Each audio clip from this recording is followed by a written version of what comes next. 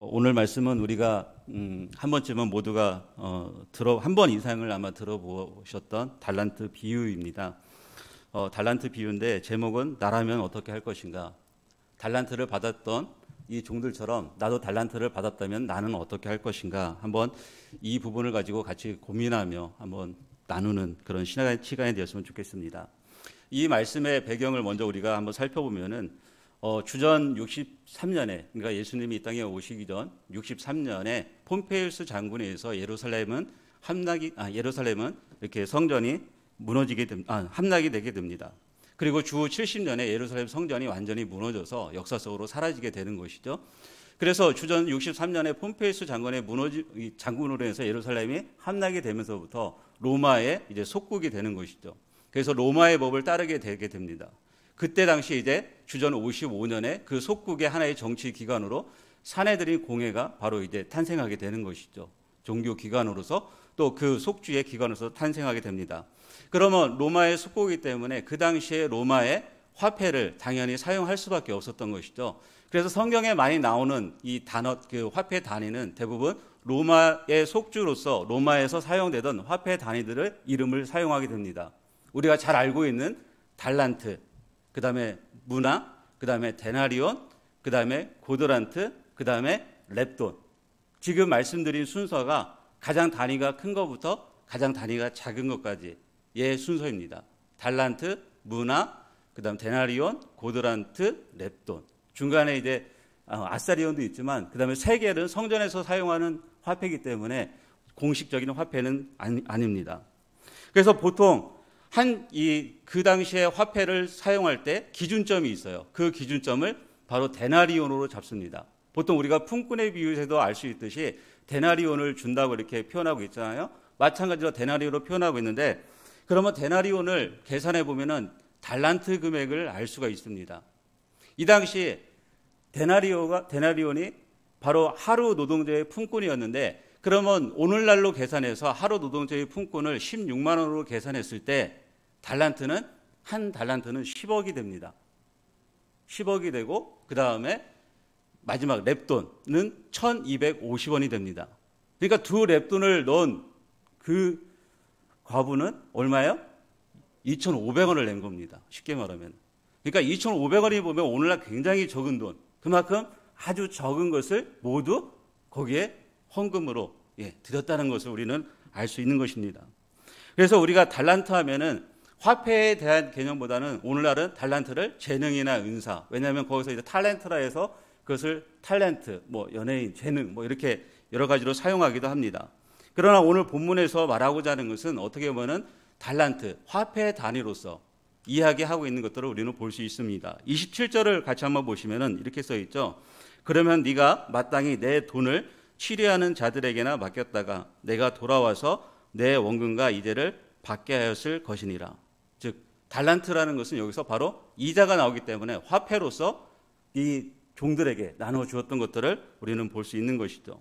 그래서 이 역사적인 것하고 이 화폐적인 개념을 같이 지금 이렇게 보시면서 이해하시면은 훨씬 더 말씀이 더 이렇게 다가오실 줄로 믿습니다. 한번 14절 같이 보시면은 또 어떤 사람이 타국에 갈 때 이렇게 시작합니다.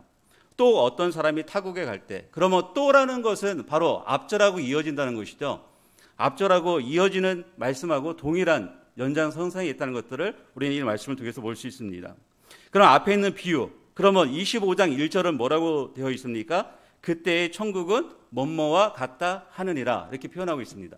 천국은 이와 같다는 것이죠. 그러면 오늘 14절에도 뭐라고 써 있습니까? 또 어떤 사람이 소유를 맡김과 같으니, 즉 천국은 이와 같다는 것이죠.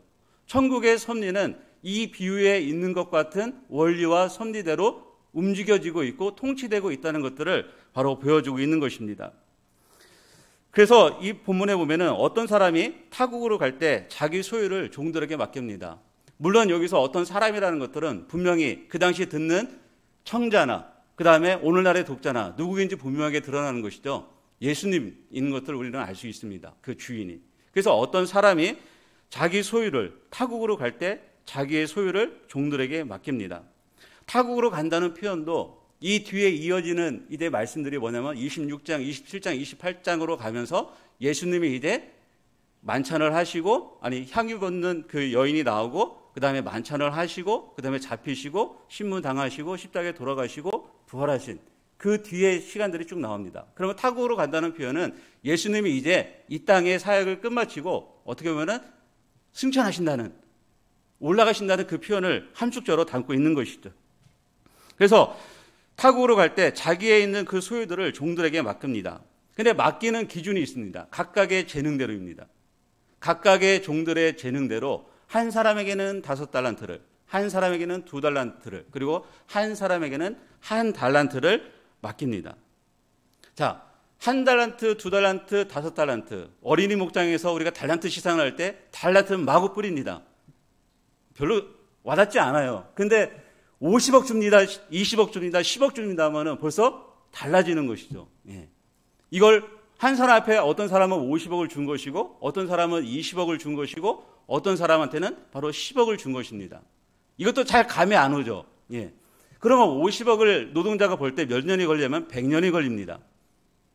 20억을 번다면은 40년이 걸리는 것이고, 10억을 벌려면은 20년이 걸리는 겁니다. 예. 사실상 말이 안 되는 이야기입니다. 그 당시 어떤 주인이 자기 종에게 50억의 거금을 줄 수 있으며 40억의 거금을 줄 수 있으며 20억의 거금을 줄 수 있겠습니까? 만약에 여러분에게 종이 있다면은 여러분의 종에게 나 잠깐 어디 갔다 올 테니까 내가 너한테 50억 줄게. 네가 알아서 해. 가능할까요? 말이 안 됩니다. 예. 말이 된다고 끄덕이시는 분은 믿음이 있으신 분이지만 말이 안 되는 거예요. 어떻게 50억, 40억, 20억을 종들에게 아무리 재능이 있다고 해도 선뜻 그렇게 주인이 맡길 수 있을까요? 이건 말이 안 되는 설정입니다. 설정 자체가. 그렇지만 말이 안 되는 설정 자체가 천국에서는 말이 된다는 것입니다. 믿으시기 바랍니다. 우리에게는 상식이라는 것들이 천국에서는 그 상식이 아닌 것들이 될 수 있다는 것입니다. 그걸 뒤집어서 일어날 수 있는 곳, 그것이 하나님의 통치 방식이고 그것이 하나님 나라인 것입니다. 하나님 나라는 마치 이와 같다는 것이죠. 예.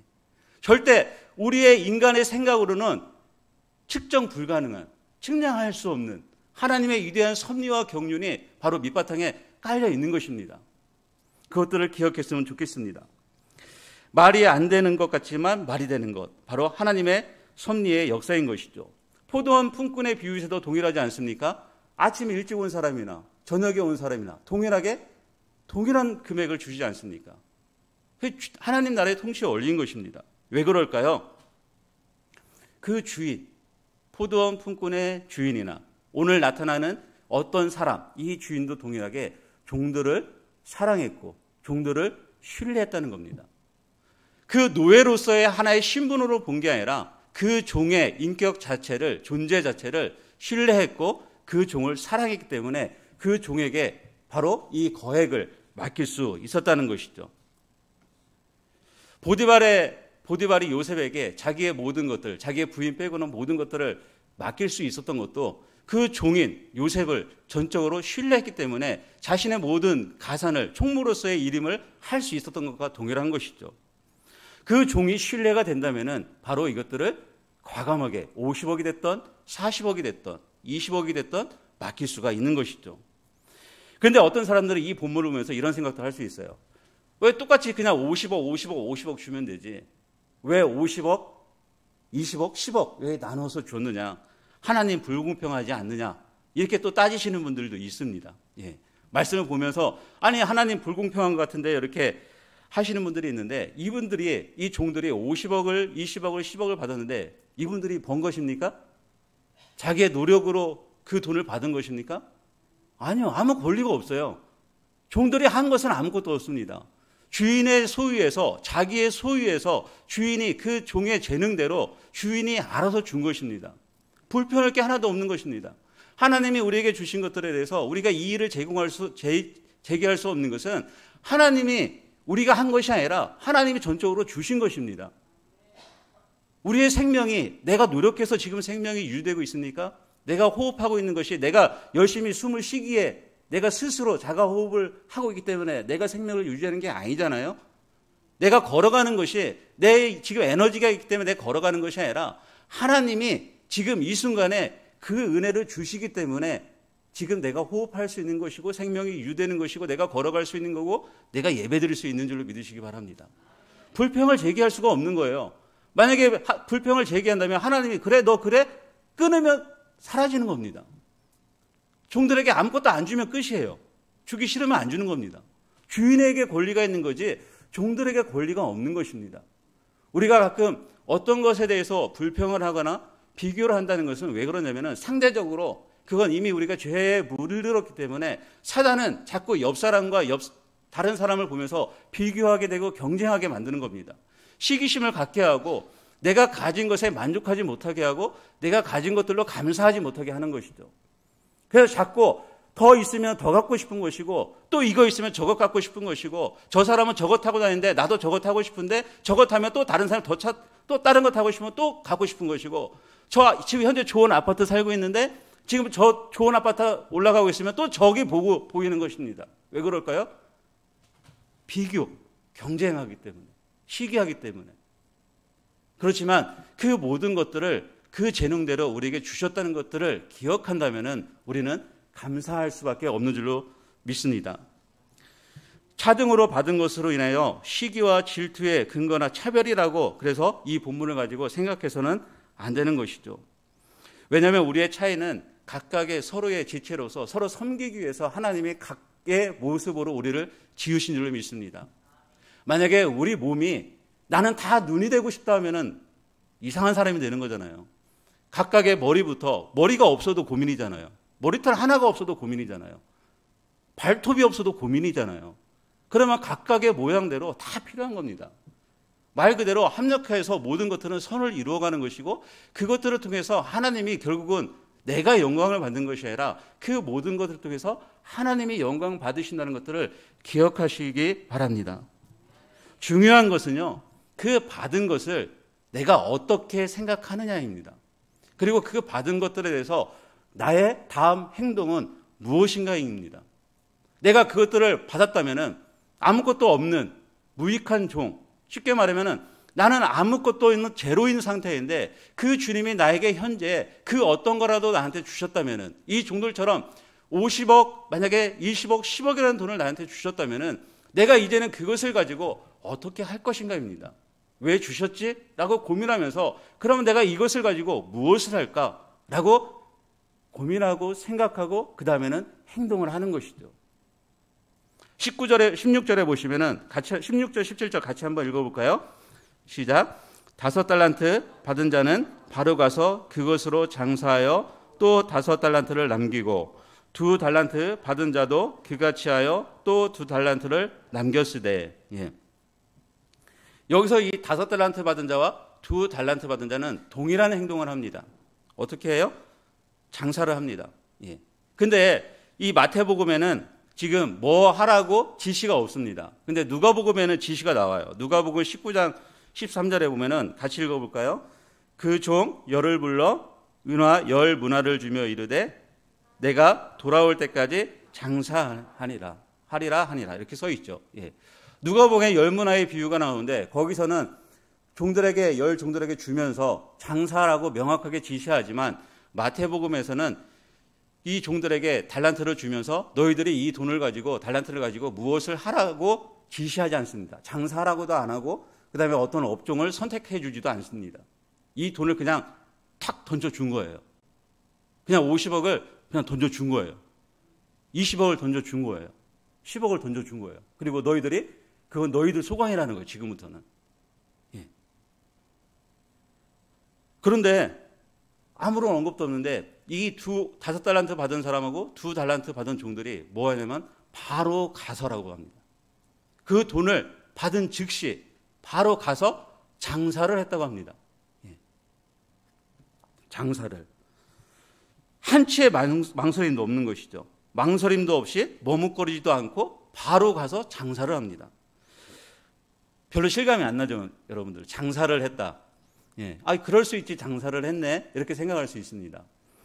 근데 조금만 우리가 이 장사를 하는 이 5달란트 받은 그 종하고 2달란트 받은 종하고의 그 당시에 한번 상황 속으로 들어가 보면은 자, 50억과 20억을 가지고 장사를 하는데 어떤 장사를 할까? 이 사람들이 장사를 해봤을까요? 안 해봤을 거예요, 분명히. 그리고 유대 지역은요, 상업적으로 발달한 지역도 아닙니다. 왜냐하면 제사나 아니면 성전에서 파는 물건을 통용하기는 하지만 아주 활발하게 상업이 이렇게 발생하는 그런 지역도 아닙니다. 근데 이 사람들이 50억과 20억을 가지고 난생 처음 만져보는 돈을 가지고 장사를 했다. 장사에는 양날의 검이 있는 것이죠. 잘못하면은 망하는 것이고 잘못하면 이윤이 날 수 있습니다. 제가 서점에서 장사를 해보니까 저는 장사할 체질은 아니에요. 남기는 걸 잘 못하겠어요. 이렇게 막 많이 이렇게 이윤을 남기지를 못해요. 이렇게 목사님들한테 이렇게 깎아달라면 많이 깎아줘야 돼요. 그러니까 장사는 양날의 검이에요. 잘못하면은 망할 수도 있고 정말로 이렇게 정신 차리고 내가 악착같이 이윤을 남기겠다 싶으면 많이 이윤을 남길 수 있습니다. 그러나 반대로 잘못하면은 사기를 받을 수도 있습니다. 요즘 이 출판계에 그 이슈가 되고 있는 게 반니앤 루이스 서울문고가 보도나면서 출판계 작은 출판사는 뭐 작은 금액에 1,000만 원부터 1억까지 물린 금액들이 어마어마합니다. 근데 그 사람이 고의로 사기를 친 거예요. 어떻게 보면. 그러니까 장사하다가 사기를 당할 수도 있는 거예요. 근데 50억과 20억을 가지고 잘 되라는 보장도 없는데 그걸 갖다가 장사를 했다. 정말 대단한 믿음인 것이죠. 이 두 종들은 겁도 없었고 거침없이 망설임 없이 두려움 없이 바로 장사를 한 것입니다. 왜 그랬을까요? 어떻게 이렇게 장사를 할 수 있었을까요? 잘못하면 망해서 한 푼도 남지 않고 50억을 줬는데 재료가 될 수도 있는 상태가 될 수도 있었는데 어떻게 나가서 거침없이 두려움 없이 장사를 할 수 있었을까요? 그것은 이 본문에 나타나는 것처럼 주인이 처음에 했던 행동에 밑받침된 주인이 종들을 사랑하고 신뢰했던 그것이 종들에게 그대로 받아들여졌고 종들도 주인을 동일하게 신뢰했기 때문에 그렇습니다. 아, 우리 주인은 내가 설령 장사를 해도 망해도 손해가 나도 이것을 다 잊어버리고 실패를 한다 할지라도 나를 내 마음을 알기 때문에 내가 어떻게 했는지 내 마음을 알기 때문에 나를 꾸짖지 않고 받아주실 부유한 것들을 신뢰했기 때문에 두려움 없이 할 수 있었던 것입니다. 그 뒤편에 나오는 한 달란트 받은 종의 내용을 보면 분명하게 이 문구가 이 구절이 이렇게 드러나게 됩니다. 두려움을 넘어서 받은 것을 가지고 모험을 하는 것입니다. 신앙생활은 모험인 줄 믿습니다. 모험입니다. 가보지 않은 광야길을 갈 수 있는 것, 모험을 한다는 것은 그 주님을 신뢰하기 때문입니다. 이스라엘 백성들이 광야로 들어갔던 것, 그 주님을 신뢰했기 때문에 들어갔습니다. 물론 원망도 했지요. 그렇지만 신뢰하기 때문에 광야로 들어가는 겁니다. 광야로 들어가서 이스라엘 백성들이 헤맵니다. 왜요? 처음이잖아요. 어떤 일을 하다 보면은 처음 겪는 일은 당연히 실수하죠. 실패도 하죠. 우여곡절도 겪죠. 원망도 나오죠. 처음 하는 거잖아요. 그렇지만 경험해야 신앙도 성장하는 겁니다. 경험해야 처음부터 하나님의 기적 같은 경험을 한 번에 단번에 내서 신앙이 확 올라가는 것이 아니라 쌓여서 올라가는 것이죠. 어떤 목사님이 이런 말씀을 하시더라고요. 신앙 성장을 하는 주요 매개체는 그 교회의 담임 목사님이다. 왜 그러냐? 집밥과 같기 때문에 그렇다고 합니다. 여러분들 집밥 많이 드시죠? 매일 똑같은 거 드시잖아요, 거의. 근데 맛있는 음식은 어디가 기억납니까? 셰프가 하는 그곳이 기억나잖아요. 그렇지만 그 한 번의 음식으로는 우리를 성장시킬 수 없는 것입니다. 어디요? 집밥입니다. 그것이 쌓이면은 어느 순간 신앙이 성장하는 것이죠. 가는 길에는 헤맬 수 있는 것입니다. 그렇다고 주님이 만약에 5달란트, 2달란트 받았던 이 종들을 실패했다고 책망하실까요? 그렇지 않은 것이죠. 실패한 것은 실패한 대로 주님이 그곳에 주님의 임재가 임하면 그것이 성공으로 바뀝니다. 베드로가 주님을 3번 부인하고 그 스스로는 실패했다고 여기지만 주님이 찾아오셔서 거기에 주님의 임재가 담기니까 베드로는 성공한 사람이 되는 것입니다. 실패가 아닌 것은 주님께서 그곳에 함께 하시면 그곳이 실패의 자리가 아니라 그곳이 주의 영광이 나타나는 자리인 줄로 믿으시기 바랍니다. 실패를 두려워하지 마십시오. 광야로 나가서 내가 헤맨다고 두려워하지 마십시오. 머뭇거리지 마십시오. 가시는 겁니다. 경험해보는 겁니다. 부딪혀보는 것이죠. 예. 우리 모두가 이러한 요즘 코로나 시대에 굉장히 위축되죠. 요즘 1,100명, 1,200명 또 다시 변이 바이러스 때문에 올라가는 점점 위축됩니다. 그래서 두려워합니다. 그렇지만 위대한 모험, 거룩한 모험으로 신앙의 여정을 계속적으로 하시는 저와 여러분이 되기를 주님으로 축원합니다. 아멘. 예. 앞부분의 비유에서 나오지만 분명한 것은 그렇지만 결산의 때가 있습니다. 맡긴 것에 대해서 내가 헤매고 때로는 이득을 남기고 또 실패했지만 그 기간이 지나면은 분명히 주님이 다시 와서 결산할 때가 있다는 것이죠. 19절에 보시면은 오랜 후에 그 종들의 주인이 돌아와 그들과 결산할세. 예. 주님이 반드시 다시 돌아온다는 거죠. 부활하신 주님이 반드시 이 땅에 돌아오신다는 내용이 바로 31절에 분명히 나와 있습니다. 그래서 양과 염소를 가른다 이렇게 표현하고 있는 부분들이 뒷절에 나옵니다. 돌아와서 결산을 하는데 주인 앞에서 행한 것에 대해서 아뢰는 것이죠. 어떻게 아뢰입니까? 이제 5달란트 받은 자와 2달란트를 받은 자가 각각 와서 자기가 어떻게 장사를 해서 어떻게 무엇을 했는지 그 주님 앞에 직고하는 것이죠. 우리가 이 땅에서 받은 것들 분명히 주님이 다시 오실 때, 주님께서 다시 오실 때 그 앞에서 이처럼 우리도 종들처럼 직고할 날이 있음을 믿으시기 바랍니다. 그래서 이제 답변을 하죠. 21절과 우리 22절 같이 읽도록 하겠습니다. 시작. 그 주인이 이르되 잘하였도다. 착하고 충성된 종아, 네가 적은 일에 충성하였음에 내가 많은 것을 내게 맡기리니 내 주인의 즐거움에 참여할지어다 하고 2달란트 받았던 자도 와서 이르되 주인이여 내게 2달란트를 주셨는데 보소서 내가 또 2달란트를 남겼나이다. 예. 즉 5달란트 받은 자와 2달란트 모두 각각 배의 이득을 남겼습니다. 예. 그런데 여기서 보시면은 똑같은 칭찬을 합니다. 예. 다른 칭찬이 아니라 동일한 칭찬을 하는 것이죠. 순위를 두지도 않습니다. 성과급을 따지도 않습니다. 성과를 따지지도 않습니다. 그리고 주인이 보기에는 굉장히 적은 일입니다. 하나님이 보시기에는 아무리 큰 것을 남겼어도 50억을 남긴 거잖아요. 20억을 남긴 거잖아요. 근데 주인이 보기에는 50억과 20억이 별거 아닌 거예요. 적은 일이에요. 하나님이 보시기에 우리가 어떤 일을 많이 이루었다고 해서 하나님이 보시기에 우리가 과시하는 것 그래서는 별로 안 된다는 거죠. 안 된다는 거죠. 왜냐하면 하나님 보시기에는 아무것도 아니라는 겁니다. 우리가 아무리 큰 것을 이루었어도 하나님 보시기에는 적은 일에 불과한 것이죠. 한번 이 사진 하나 보실까요? 아니 요거 말고요. 점 하나 보이시죠? 저게 어디라고 생각하십니까? 예.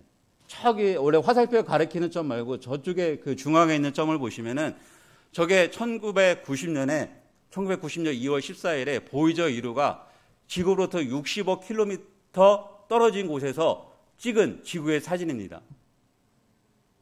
그걸 뭐라고 하냐면은 창백한 푸른 점이라고 합니다. 창백한 푸른 점.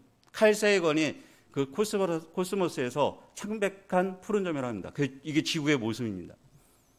60억 킬로에서 보니까 우리는 지금 여기만 봐도 거대하고 대전만 봐도 거대한데 저기서 보니까 아무것도 아닌 거예요. 그럼 저게 우리가 사는 집은 표시도 안 됩니다. 흔적도 없는 거예요. 하나님 보시기에요. 이 땅에서 보이는 것들, 우리가 이룬 것들은 하나님 보시기에 어떻게 보면 흔적도 아닙니다. 예, 정말 먼지 같은 거.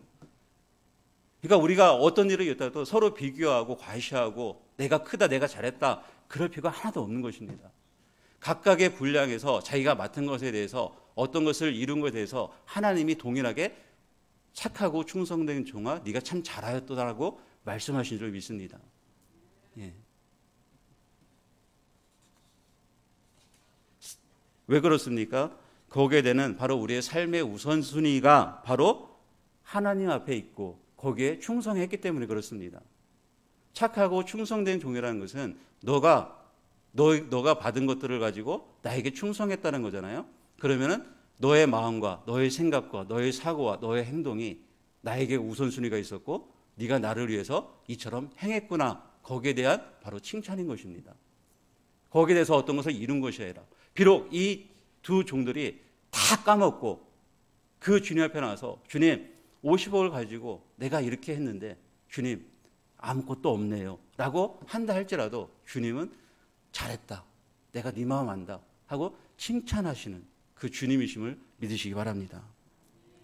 그래서 우리의 삶의 방향, 가치는 바로 주님께 초점을 맞추는 삶의 방향이 되어야 될 줄 믿습니다. 그러나 한 달란트 받은 자 18절 함께 같이 한번 볼까요? 같이 읽겠습니다. 시작. 한 달란트 받은 자는 가서 땅을 파고 그 주인의 돈을 감추어 두었더니. 예. 앞에 있는 두 종과 다르게 한 달란트 받은 자는 바로 가서 무엇을 한 게 아니라 바로 가서 땅을 파고 돈을 묻습니다. 예. 아무것도 하는 게 아니라 바로 가서 땅에 돈을 묻습니다.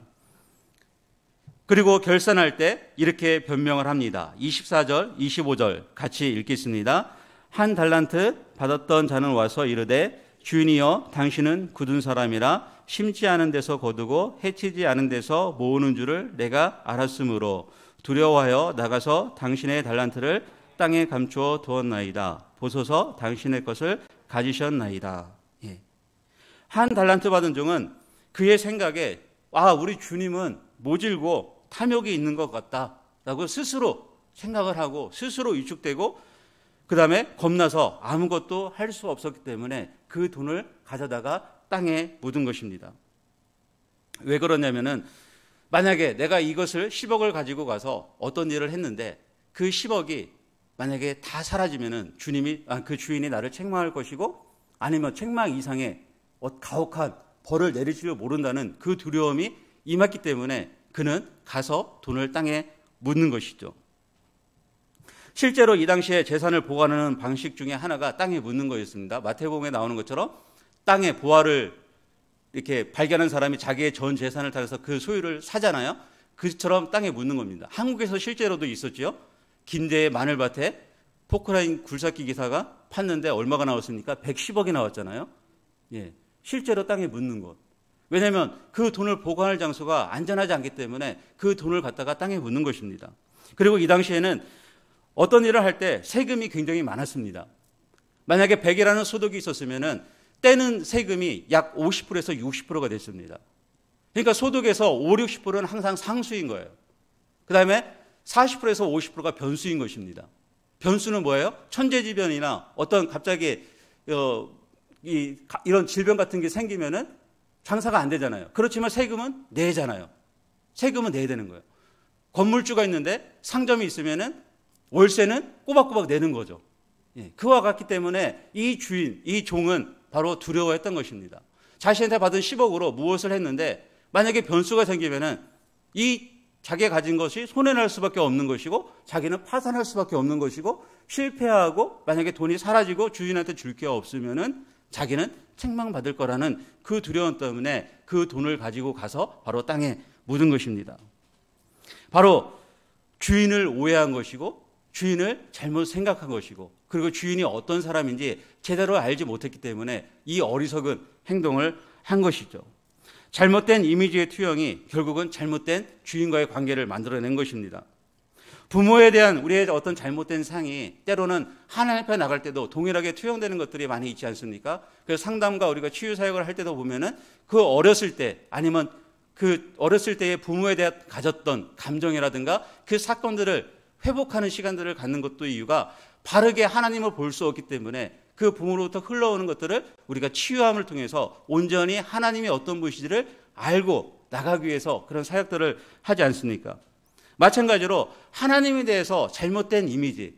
그래서 하나님은 내가 죄를 짓고 내가 어떤 잘못을 하면은 마땅히 벌을 줄 거야. 내가 오늘 주의를 안 지키면 하나님은 나에게 다리를 부러뜨릴 거야. 어떤 이상한 일을 생기게 할 거야라는 하나님을 징벌자 하나님으로 생각한다면은 우리는 하나님을 두려워하게 되고, 그 두려워하는 것은 경외에서 나오는 두려움이 아니라 그 하나님이 나에게 벌 주시는 하나님으로 비춰지기 때문에 하나님과의 관계를 온전히 이루어질 수 없다는 것이죠. 마치 종처럼 위축되고 두려워서 온전히 하나님 앞에 정상적으로 나갈 수가 없다는 것입니다. 즉 율법에 묶여서 신앙생활을 올바르게 하지 못하는 것이죠. 인과응보의 하나님으로 비춰지기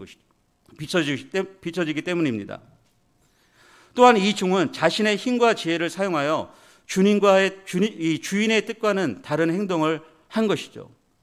자신의 생각으로 생각하고 자신의 생각으로 판단해서 가장 합리적인 것을 자신이 도출해낸 것입니다. 아, 내가 생각하기에 주인은 이런 마음으로 줬을 거야.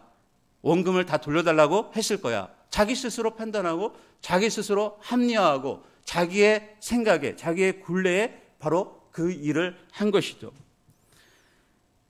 그렇지만 장기적인 결과에 대해서는 전혀 생각을 하지 않은 것입니다. 무지한 것이죠. 또한 무엇을 해야 하는지 알고 있었음에도 불구하고 이 종은 하지 않은 것입니다. 뒤에 주인이 악하고 게으른 종아 이렇게 표현하지 않습니까? 악하다는 것은 무엇이냐면은 알고 있으면서도 하지 않았다는 것입니다. 네가 10억을 받은 거에 대해서 네가 마땅히 해야 될 일을 알고 있는데 네가 하지 않았구나라는 것에 대한 책망인 것이죠. 무책임하다라는 표현인 것입니다. 한 달란트 받은 종의 행동을 보고 주인은 바로 그래서 악하고 게으른 종이라고 엄히 꾸짖는 것이죠. 네가 주인의 성격을 그대로 판단하였다면은 그 한 달란트 받은 사람이 지금 주인이 말하는 것은 네가 만약에 내가 이런 사람이었다면 너는 그 돈을 갖다가 땅에 파묻지 말고 차라리 이자를 굴리는 자들에게 가서 돈을 맡겼다면은 원금도 찾고 이자도 받았을 텐데 네가 왜 그렇게 하지 않았느냐라고 오히려 뒤묻는 것이죠. 바로 그 종의 생각과 자기 합리화하는 이 종에게 바로 꾸짖는, 악하고 꾸짖는 바로 이유가 되는 것이죠. 여기서 악하다는 나쁜, 해로운, 또한 무가치한 의미로 보는 것이 좋고, 또 아울러 게으르다는 표현도 두려워한다, 주저한다는 의미로 이렇게 사전적 의미로 찾아보면 좋습니다. 그런데 이 비유가 천국에 대한 비유의 가르침으로 본다면은 한 달란트 받은 종은 망설임과 주저함 속에서 맡겨진 사명을 망각함으로 무가치한 존재가 된 것입니다. 자기에게 맡겨진 사명을 바로 망각함으로 스스로 무가치한 존재. 분명히 주인은 이 종을 가치 있는 존재로, 인격적으로 존귀한 존재로 대우해 줬는데 자기 스스로 무가치한 존재가 되어버린 것입니다. 하나님이 주인이 무가치한 종으로 버려둔 게 아니라 자기 스스로 무가치한 존재가 된 것입니다. 악하고 게으르다는 것은 하나님이 우리를 징벌적으로 벌하시는 것이 아니라 내 스스로 무가치한 존재로 만들어가는 것입니다. 내 스스로. 김남준 목사님이 얼마 전에 다시 펴낸 다시 게으름이라는 책을 보면은 거기에 게으름을 어떻게 표현하냐면은 뒤집어진 질서를 따라 열심히 사는 것은 부지런한 것이 아니라 게으른 것이라고 표현합니다. 질서가 올바르지 않은 것에 열심히 내는 것, 그걸 부지런하다고 표현한 것이 아니라 그것을 게으르다고 표현합니다. 이런 표현이 있죠. 거기서 나오지만 부지런한 강도 들어보셨습니까? 강도 부지런해요. 치밀하게 부지런한 도둑놈, 부지런한 사기꾼 들어보셨습니까? 칭찬 받습니까? 그 사람들이 아무리 부지런해도 밤일 하잖아요. 새벽일 하잖아요. 부지런하죠. 근데 그 사람들을 우리는 부지런하다 하지 않습니다. 왜요? 질서가 바뀌었기 때문에. 질서가 어긋났기 때문에 그걸 우리는 부지런하다 하지 않습니다. 악하다 그러죠, 오히려. 그래서 게으르고 악하다는 것은 질서에서 탈선한 겁니다. 질서에서 벗어난 거예요. 무질서 가운데 행하는 것이 악하고 게으른 것입니다. 그리고 스스로 무가치한 존재가 되는 것이죠. 그렇다면 진리를 사랑하고 말씀을 알면은 하나님을 알고 하나님을 아는 것에서 많이 가치 있는 일에 자신을 던지게 되는 것이죠. 이게 질서인 것입니다. 이걸 부지런하다고 표현하는 것입니다. 앞에 두 종이 바로 그런 것이죠. 그 주인을 알았기 때문에 부지런히 그 질서대로 바로 가서 장사를 할 수 있었던 것입니다. 자신을 던진 것이죠. 이 달란트 비유를 보면서 우리도 동일하게 이 부류 중에 한 명이 될 수 있다는 것입니다. 예. 물론 우리가 실제적으로 여기 있는 달란트처럼 현금으로 50억, 20억, 10억씩 받지는 않았습니다. 그렇지만 이 뒤에서 나오는 것처럼 구속의 은혜를 우리에게 주셨죠. 예. 말할 수 없는, 측량할 수 없는 하나님의 은혜, 특별한 은혜들을 우리한테 분명히 전부 다 선물로 값없이, 우리가 이룬 거 아무것도 없는데, 가진 거 아무것도 없는데 그냥 모든 사람에게 다 주셨습니다. 예. 우리의 힘으로 이룰 수도 없고 받을 수도 없는 자격 없는 사람들이지만 주님께서 왜 그 선물을 주셨습니까? 우리를 사랑하시고 여전히 우리를 가치 있는 존재로 여기시기 때문에 그 모든 것들을 우리에게 아무 공로 없이 다 주신 것이죠. 그렇다면 실패에 대한 두려움 때문에 아무것도 하지 않는다면 그건 전적으로 우리의 책임인 것이죠. 예. 무책임한 것이죠. 무지한 것이죠. 스스로 나는 무가치한 존재로 떨어져 나가는 것입니다. 실패를 두려워하지 마시기 바랍니다. 광야길을 가서 경험하는 것, 받은 은혜를 가지고 다시 한번 도전하는 것 두려워하지 마십시오. 실패하다 보면은 다시 주님께로 와서 주님 어떻게 하면 될까요? 물으면 됩니다. 기도하고 또 주님께 구하면 되는 것이죠. 간구하면 되는 것이죠. 아까 말씀드렸던 그 목사님이 끝에서 이런 말씀도 하시더라고요. 헤매야 자기 땅이 넓어진다. 예. 그렇잖아요. 산을 올라갈 때 지름길을 똑바로 올라가면 자기가 간 길밖에 모릅니다. 근데 산을 올라갈 때 잘못 가다가 이쪽으로 가보고 이쪽으로 가다가 이쪽으로 가다 보면은 자기가 간 곳이 많아져요. 그럼 나중에 어떤 사람한테 그 길을 안내할 때 뭐라고 합니까? 야, 이 길로 가면 이것도 있어. 일로 가면 이것도 있어. 일로 가면 이렇게 돼. 저리로 가면 저래 돼. 알려줄 수 있잖아요. 헤매는 것에 두려워하지 마시기 바랍니다. 헤매봐야 자기 땅이 넓어지고 나중에 가다 보면은 자기가 걸어온 길이 그때 보이게 되는 것이죠.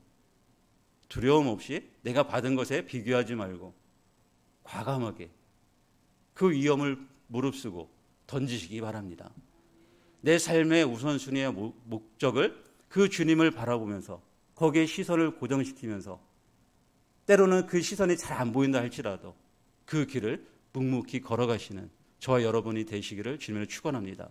그래서 주님이 결산할 때 오랜 후에 이 땅에 와서 재림하실 때 착하다 충성된 종아 네가 내 잔치에 참여하리라 라는 그 놀라운 은혜를 모두가 누리시기를 주님의 이름으로 축원합니다. 아멘. 같이 기도하도록 하겠습니다. 말씀 한 절 읽고 같이 기도하도록 하겠습니다. 디모데 후서 1장 9절 말씀입니다. 우리 같이 한번 읽도록 하겠습니다. 시작. 하나님이 우리를 구원하사 거룩하신 소명으로 부르심은 우리의 행위대로 하심이 아니요 오직 자기의 뜻과 영원전부터 그리스도 예수 안에서 우리에게 주신 은혜대로 하심이라. 아멘.